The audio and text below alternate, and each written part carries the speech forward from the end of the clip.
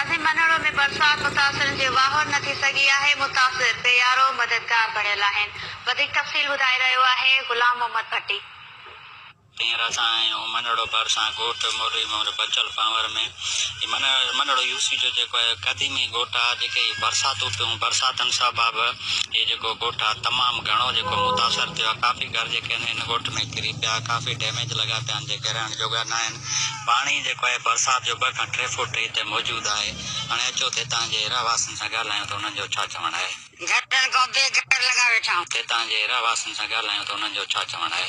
घटनि खां बेघर लॻा वेठा आहियूं।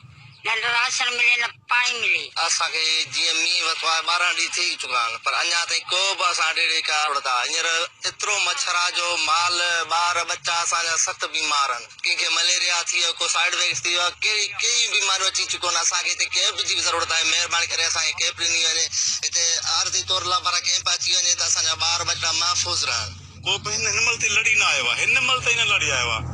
अफ़सोस जी ॻाल्हि आहे, ग़रीब जो केर बि कोन्हे को अलाह खां सवाइ। सभु घर ॾोथा पिया आहिनि, नंढड़ी किरी पई आहे, उन मथां भित किरी पई आहे, उन अचड़ी चेल सॼी भॼी पिया। एतिरो उन्हनि खे इलाज लाइ 5 रुपया उहो काॾे कनि, को बि हुननि जी पर घोर कोन थो लाहे। ॻोठ खे लॻो आहे पाणी सिकर ॻोठ में आहे, को बि सार संभाल कोन रहण वारो आहे जो असांजी सार संभाल लाइ वञी वेठा आहियूं। घर ख़तमु थी विया आहिनि, घर किरी पिया आहिनि, को संभाल वारो आहे कोन को। ते असांजी गुज़ारिश आहे को बि असां वस वारो पासे वस वारो को बि असांजे पुछा करण वारा कोन आयो आहे। जंहिं करे असां इतलाह कयूं त असांजी कुझु मदद थी वञे। नाज़रीन, जीअं तव्हां ॻोठ मौलवी मोहम्मद बचल पावर जे रहवासियुनि जा व्यूज़ ॿुधा, उन्हनि चयो त जेको ही बरसातूं पियूं आहिनि, हिननि बरसात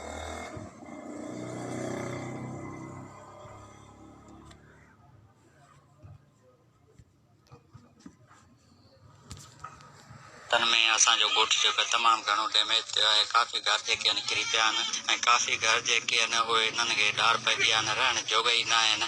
हिननि इहो बि चयो त ज़िले इंतिज़ामिया नवाब शाह तोड़े चूंडियल नुमाइंदनि जेका आहे असांजी का पर घोर न कई आहे। तालबो कंदे घुर कई आहे त पंहिंजो असांखे जेको आहे टेंट वग़ैरह ॾिना वञनि त जीअं असां हुननि में रिहाइश पज़ीर करे सघूं। ऐं जेको ही असांजो पाणी आहे हिते, इहो पाणी बि निकाल कराए ॾिनो वञे, मच्छर मार स्प्रे बि कराए ॾिनो वञे। कैमरामैन अमजद अली भट्टी सां गॾु गुलाम भट्टी, KTN न्यूज़ मनोड़ो। नाज़रीन, जखर शहर मां गंदो पाणी निकाल न थियो आहे।